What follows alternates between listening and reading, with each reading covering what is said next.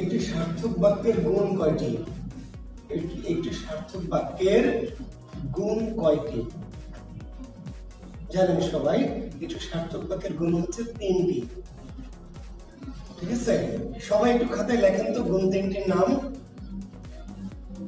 একটি সার্থক বাক্যের গুণ কয়টি? 3টি গুণ। এই 3টি গুণের নাম একটু সবাই দয়া করে লিখবেন। এতে কমেন্টসে লেখার দরকার নেই ভাই, খাতাতে লেখেন, আমি মিলাবো আমরা।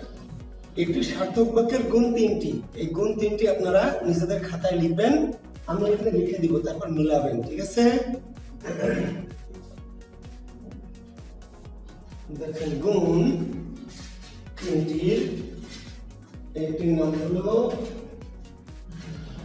আকাঙ্ক্ষা। কি নাম? একটির নাম হলো আকাঙ্ক্ষা। কি?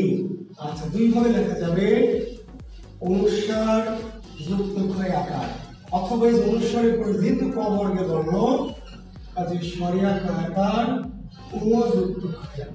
এটাই বেশিরভাগ জায়গায় দেওয়া আছে, আকাঙ্ক্ষা। তারপরে কি? আসক্তি।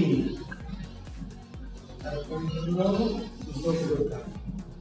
আকাঙ্ক্ষা না, নমিনাহার প্রথম দুটোই ভুল।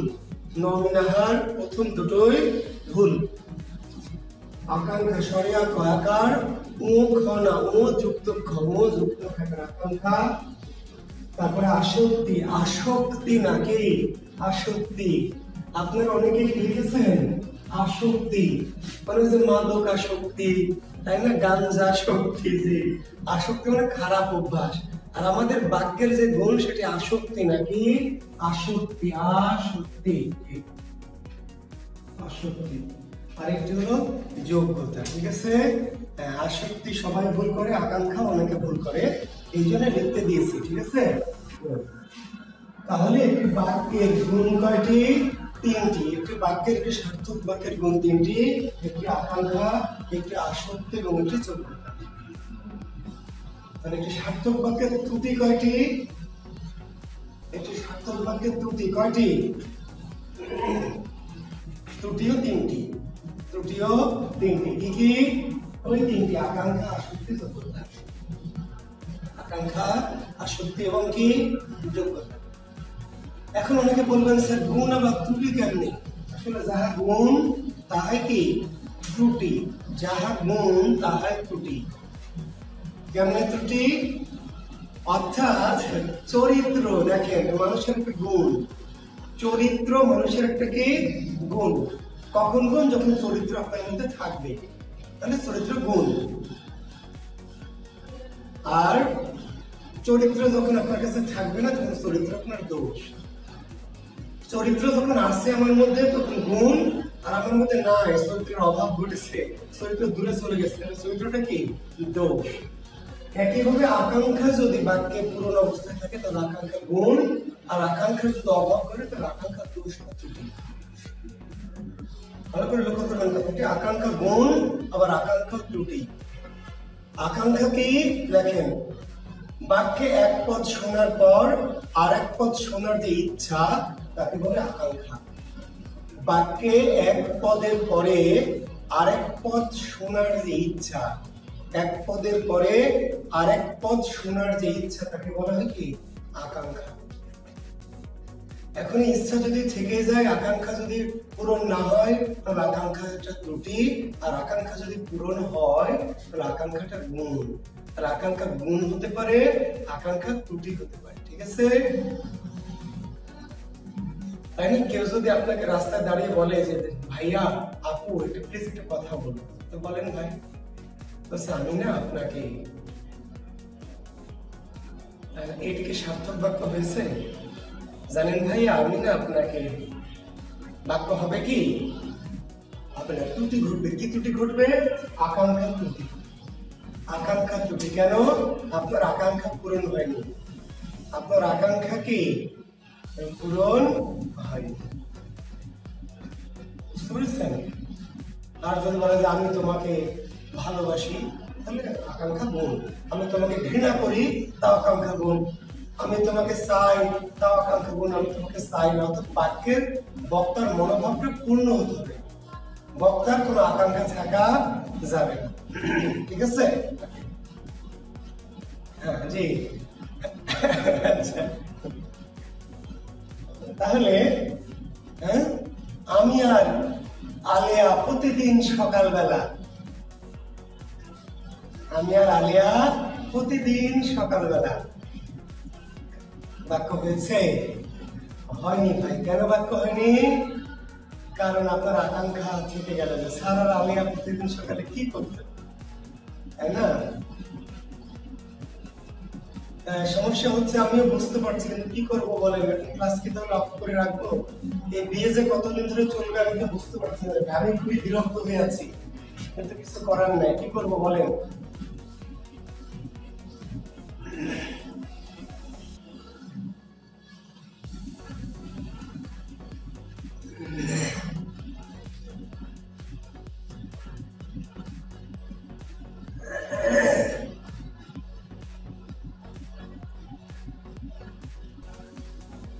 আচ্ছা, তাহলে আমরা বলছি জি।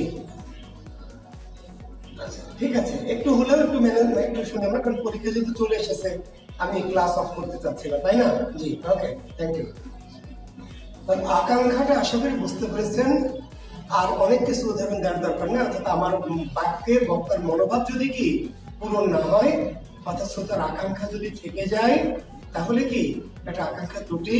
আর আকাঙ্ক্ষা যদি পূরণ হয় তাহলে আকাঙ্ক্ষাটা কি গুণ। ওকে, এবার লেখেন আসক্তি। আসক্তিটা একটু লিখে নেন।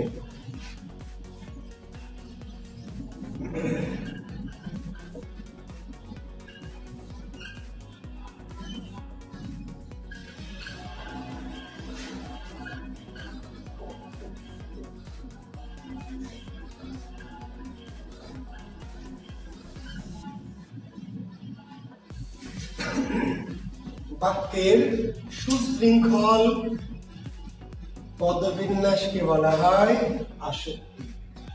বাক্যের সুশৃঙ্খল পদবিন্যাসকে, বাক্যের সুশৃঙ্খল পদবিন্যাসকে বলা হয় আসক্তি। বুঝতে পেরেছেন? বাক্যের সুশৃঙ্খল পদবিন্যাসকে বলা আসক্তি। একটু সহজ করে যদি বলি তাহলে আসক্তি হলো বাক্যে পদ সাজানোর কৌশল। আসক্তি কি? আসক্তি হলো বাক্যে পদ সাজানোর কি কৌশল। আসক্তি হলো বাক্যে পদ সাজানোর কৌশল। 12 সহজ করে বাক্যের কি পদক্রম। বাক্যের কি পদক্রম। আচ্ছা, এটাকে আমি একটু ব্যাখ্যা করবো একটু সহজ করে, একটু মনোযোগ দিন। হ্যাঁ দেখেন, একটু মনোযোগ, একটু বাড়তি মনোযোগ। ওকে, I eat rice. I eat rice. বাক্যটা হয়েছে না হয়নি? বাক্যটা হয়েছে না হয়নি বলেন তো? সেন্টেন্সটা হয়েছে? হয়েছে। I eat rice হয়েছে। I মানে কি আমি, eat মানে কি খাই, রাইস মানে ভাত। আই হচ্ছে আমি, ইট মানে খাই, রাইস মানে ভাত। আমি খাই ভাত, বাক্য হয়েছে না? আমি খাই ভাত হয়েছে। আমি খাই ভাত হয়নি। হয়নি কেন হয়নি? আমি তো শুধু শুধুই অর্থ লিখেছি। আই আমি, ইট খাই, রাইস ভাত। কেন খুশিতলম হয়নি? কেন? আই মানে আমি না, ইট মানে খাই, রাইস মানে ভাত। আমি খাই ভাত কেন হয়নি? আমি তো ঠিক করে লিখেছি। হয়নি। কেন হয়নি? কারণ ইংরেজি, এটা হলো ইংরেজি ভাষা আর এটি বাংলা ভাষা। ইংরেজি এই পদক্রম বা বাক্যের সাধারণটা কি, যে সাবজেক্ট, তারপরে ভার্ব, তারপরে অবজেক্ট। ইংরেজি বাক্যের গঠন কৌশলটা কি? সাবজেক্টের পরে কি ভার্ব, তারপরে অবজেক্ট। তাহলে পদবিন্যাসটা ঠিক আছে, কিন্তু বাংলায় আমি দিলাম সাবজেক্ট ভার্ব অবজেক্ট হবে না। বাংলায় পদবিন্যাসটা কি? সাবজেক্টের পরে অবজেক্ট, তারপরে ভার্ব। বাংলার পদক্রমকে বলা হয় সব। কি বলা হয়? সব। সব, SOV। তাহলে বাংলা আর ইংরেজির সাজগোজ একরকম না, বাংলা আর ইংরেজির সাজগোজ কি আলাদা, ঠিক আছে? তাহলে বাংলা আপনাকে প্রথমে সাবজেক্ট দিতে হবে, তারপর অবজেক্ট, তারপর কি ভার্ব। তাহলে ভার্ব কোথায় দিতে হবে? বাক্যের সবার শেষে। ইংরেজি বাক্যে ক্রিয়া কোথায় বসে? মাঝে। ইংরেজি বাক্যে ক্রিয়া বসে মাঝে, বাংলা বাক্যে ক্রিয়ার অবস্থান কোথায়? বাক্যের শেষে। মনে থাকবে, বাংলা বাক্যের ক্রিয়াপদের অবস্থান কোথায়? বাক্যের শেষে। জি, তাহলে এবার কি করতে হবে? ভাতকে নিয়ে আসতে হবে এখানে, আর খাইকে নিয়ে যেতে হবে কি পিছনে। বলতে হবে আমি ভাত খাই। এখন যদি আমি বলি আমি খাই ভাত, এটি যদি কেউ বলে তাহলে এই বাক্যটি ত্রুটি ঘটবে। কি ঘটবে? ত্রুটি। আর এই ত্রুটিটার নাম কি? আসক্তি। এই ত্রুটিটার নাম হচ্ছে আসক্তি। আমি খাই ভাত বা খাই ভাত আমি, বাক্যটি কোন দোষে দুষ্ট? বাক্যটি কোন দোষে দুষ্ট? তুমি কি বলবেন? আসক্তি। বা কোন ত্রুটি ঘটেছে? আসক্তি। ঠিক আছে? জি।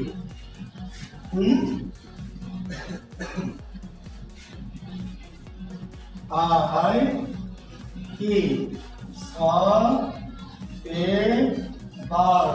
I saw a bird. তাহলে আই মানে আমি, সমানে দেখেছিলাম, এবার মানে একটি পাখি। আমি দেখেছিলাম একটি পাখি। হবে না, বাংলা বাক্য হবে না। বাংলাতে কি করতে হবে? আমি সাবজেক্টটার সামনে থাকবে, এবার একটি পাখি আগে নিয়ে আসতে হবে, আর কি পিছনে নিতে হবে ভার্বকে। তাহলে যদি আমরা এলোমেলো করি, পরীক্ষায় দেওয়া হবে বিতরণ করেন স্কুলে হেডমাস্টার পুরস্কার অনুষ্ঠিত। করেন বিতরণ স্কুলে হেডমাস্টার অনুষ্ঠিত পুরস্কার। এই বাক্যটি কোন দোষে দুষ্ট? বাক্যটি কি ধরনের ত্রুটি ঘটেছে? কি বলবেন? আসক্তি জনিত ত্রুটি। আসক্তি জনিত ত্রুটি।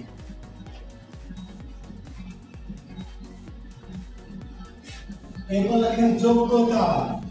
এরপরে কি শিখব আমরা? যোগ্যতা।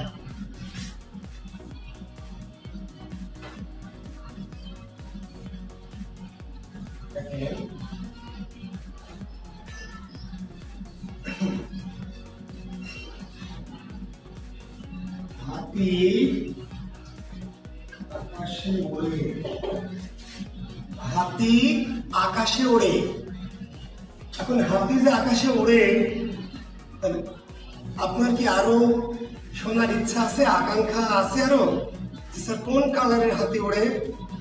কালো না লাল না নীল? কোন সাইজের হাতি? ছোট না বড় না মাঝারি? হাতি আকাশে ওড়ে। মনোভাব কিন্তু পূরণ হয়ে গেছে, আপনার আকাঙ্ক্ষা পূরণ হয়েছে। ভাই, আরো আকাঙ্ক্ষা আছে, পূরণ হয়েছে। হাতি হলো কি? সাবজেক্ট, আকাশ হলো অবজেক্ট, ওরা হলো ভার্ব। তাহলে সাবজেক্ট অবজেক্ট ভার্ব, অর্থাৎ আমাদের পদক্রম সেটিও কি ঠিক আছে। পদক্রমটাও কিন্তু কি ঠিক আছে, সাবজেক্ট অবজেক্ট ভার্ব পদক্রম। তাহলে মনোভাব পূর্ণ হয়েছে, অর্থাৎ আকাঙ্ক্ষা পূর্ণ হয়েছে, পদক্রম ঠিক আছে, তবু এটি বাক্য হয়নি। কেন হয়নি? যোগ্যতা ত্রুটি। কিসের ত্রুটি? যোগ্যতা। আপনার হাতও আছে, পাও আছে, চোখও আছে, এমএ পাস ডিগ্রিও আছে, কিন্তু বিশেষ ক্যাডার হবেন না। কেন হবেন না? যোগ্যতা নাই। কিসের অভাব? সবই ঠিকঠাক আছে, কিন্তু যোগ্যতার অভাব। তাহলে বাক্যে সবকিছু ঠিক থেকে বাক্য নাও হতে পারে, বা বাক্যে ত্রুটি ঘটতে পারে কোন ক্ষেত্রে, যদি বাক্যে যোগ্যতার অভাব ঘটে। যোগ্যতাটা কি? লিখে নেন। বাক্যের অর্থগত ও ভাবগত মিলকে বলা হয় যোগ্যতা। বাক্যের অর্থগত ও ভাবগত মিলকে বলা হয়, বাক্যের অর্থগত ও ভাবগত মিলকে বলা হয়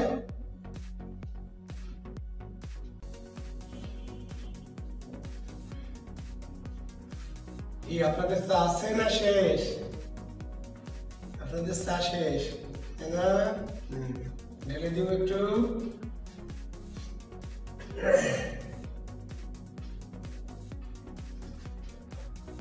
আজকে বলবেন যে আজকে জুয়েল কিবরিয়া স্যারের সাথে একসাথে চা খেয়েছি তাই না? বলা যাবে না? আজকে জুয়েল কিবরিয়া স্যারের সাথে কি করেছি? একসাথে কি চা খেয়েছি। বাক্যের অর্থগত ভাবগত মিলকে বলা হয় যোগ্যতা। দেখেন একটা বাক্য বলছে, মনোযোগ দিয়ে শোনেন। যে জুয়েল কিবরিয়া একটি কুত্তাকে কামড় দিয়েছে। জুয়েল কিবরিয়া একটি কুত্তাকে কামড় দিয়েছে। আরো আকাঙ্ক্ষা আছে শোনার? শোনার আকাঙ্ক্ষা আছে? স্যার কবে কামড় দিলেন? হ্যাঁ, কোথায় কামড় দিলেন? কুকুরের গালে না, ঠ্যাঙে না, ঘাড়ে? কোথায় আছে আকাঙ্ক্ষা? কোন কালারের কুকুরকে কামড় দিয়েছিলেন? ছোট কুকুর না বড় কুকুর? আকাঙ্ক্ষা না, আকাঙ্ক্ষা পূরণ হয়েছে। আবার সাবজেক্ট অবজেক্ট ভাব ঠিক আছে। জুয়েল কিবরিয়া সাবজেক্ট, একটি কুত্তা হলো অবজেক্ট, আর কামড় দিয়েছে কি ক্রিয়া। কিন্তু বাক্য কেন হয়নি? যোগ্যতার অভাব। কিসের অভাব? যোগ্যতার যোগ্যতার অভাব। বুঝতে পেরেছেন? অর্থাৎ জুয়েল কিবরিয়ার কুত্তাকে কামড়ানোর যোগ্যতা নাই। কিন্তু যদি একটি কুত্তা জুয়েল কিবরিয়াকে কামড় দিয়েছে তাহলে কিন্তু বাক্যটা ঠিক আছে। অর্থগত আর ভাবগত এর মাঝে মিল পাওয়া, ঠিক আছে? দেখেন আমাদের ইন্টারমিডিয়েটের বই না, সরি এসএসসির যে বোর্ড ব্যাকরণ, এসএসসির বোর্ড ব্যাকরণে একটা বাক্য আছে, দেখবেন আজকে পরে দেখবেন, যারা দেখেছেন এরকম একটা বাক্য আছে যে আমার হৃদয় মন্দিরে তোমার আশার বীজ উক্ত হলো। ভালো করে শুনেন বাক্যটি, আমার হৃদয় মন্দিরে তোমার আশার বীজ উক্ত হলো। বলা আছে বাক্যটি যোগ্যতার অভাব বলা আছে। আমার প্রশ্ন আপনাদের কাছে, কেন এটি যোগ্যতার অভাব? 9-10 বোর্ড ব্যাকরণে বলা আছে আমার হৃদয় মন্দিরে তোমার আশার বীজ উক্ত হলো, দিয়ে বলা আছে এটি যোগ্যতার অভাব। আমার প্রশ্ন আপনাদের কাছে কেন যোগ্যতার অভাব, এটি কেউ বলতে পারবেন?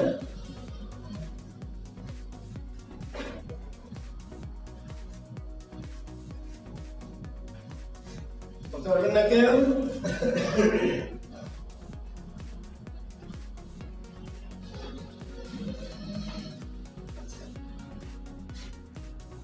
এই জন্য যোগ্যতার অভাব যে মন্দিরে বীজ উক্ত হয় না, উদয় হলে হবে না, উদয় হবে না ভাই। মন্দিরে কখনো বীজ উক্ত হয় না, মন্দিরে বীজ উক্ত হয় না। বীজ উক্ত হয় কোথায়? মাঠে, খেতে। আর মন্দিরে কি হয়? পূজা হয়, আরাধনা হয়, উপাসনা হয়। তাহলে বীজ যদি উক্ত করতে চান তাহলে আপনাদেরকে কি বলতে হবে জানেন? বাক্যটি শুদ্ধ করতে হলে যে আমার হৃদয় মন্দিরের পাশের মাঠে তোমার আশার বীজ উক্ত হলো। আমার হৃদয় তো ভাই অনেক বড়, মেলা বড় না, সেখানে মন্দির, মসজিদ, গির্জার পাশে আরো তো অনেক কি ফাঁকা জায়গা আছে। তাহলে আমার হৃদয় মন্দিরের পাশের মাঠে তোমার আশার বীজ, তোমার ভালোবাসার বীজ উক্ত হলো হবে। আর মন্দিরেই যদি হয় তাহলে বলতে হবে আমার হৃদয় মন্দিরে তোমার ভালোবাসার আরাধনা, তোমার ভালোবাসার পূজা, তোমার ভালোবাসার উপাসনা। মন্দিরে হলে আরাধনা, উপাসনা, পূজা হবে। আর যদি বীজই উক্ত করতে চান আশা ভালোবাসা, তাহলে মন্দিরে না, মন্দিরের আশেপাশে যে ফাঁকা মাঠ সেই মাঠে। জি, আমাদের অনেক বড় বড় হিরো আছে, হিরো আলম, শাকিব খান, অনন্ত, জুয়েল টাইপের কিছু হিরো সিনেমায় ডায়লগ মারতেছে যে পিয়া এসো আমার হৃদয়ের আকাশে হাপুটুকু খাও, এসো পিয়া এসো আমার হৃদয়ের আকাশে এসে হাপুটুকু খাও। অযোগ্য বাক্য। কি বাক্য? অযোগ্য। পিয়া হৃদয়ের আকাশে এসে হাপুটুকু খাইতে পারবে না। পিয়াকে যদি হাপুটুকু খাওয়াইতে চান তাহলে কোথায় নিয়ে যাইতে হবে? সাগরে। পিয়াকে আকাশে এনে হাপুটুপু খাওয়াবেন হবে? পিয়াকে হাপুটুপু খাওয়ালে কোথায় নিতে হবে ভাই? হৃদয়কে সাগর বানাতে হবে। এসব পিয়া আমার হৃদয়ের সাগরে হাপুটুপু খাও। নাহলে হৃদয়কে কি বানাবেন? নদী বানাবেন, অন্তত নাহলে পুকুর বানাবেন, নাহলে কুয়া বানাবেন, তাও যদি না পারেন ড্রেন বানাবেন। এসব পিয়া আমার হৃদয়ের ড্রেনে হাপুটুপু খাও, তাতেও সমস্যা নাই। কিন্তু আকাশে হাপুটুপু খাও, এটি অযোগ্য বাক্য। কি বাক্য? আর আপনার হৃদয়টা যদি সত্যি আকাশে হয়, তাহলে হাপুটুপু খাবেন না, কি করাবেন? উড়াবেন। যে এসব পিয়া তুমি হও ঘুড়ি, আমার হৃদয় এসে করো উড়াউড়ি। এসব দিয়ে তুমি হও ঘুড়ি, আমার হৃদয়ের আকাশে এসে করো উড়াউড়ি। ঠিক আছে? জি, তাহলে ঠিক আছে। উড়াইতে চাইলে হৃদয়কে আকাশ বানাইতে হবে, আর হাপুটুপু খাইতে চাইলে, ডুবাইতে চাইলে কি করতে হবে? হৃদয়কে কুয়া, পুকুর, ডোবা, নালা, নর্দমা, বাথটাব, যা খুশি তাই বানানো, সমস্যা নেই। জি।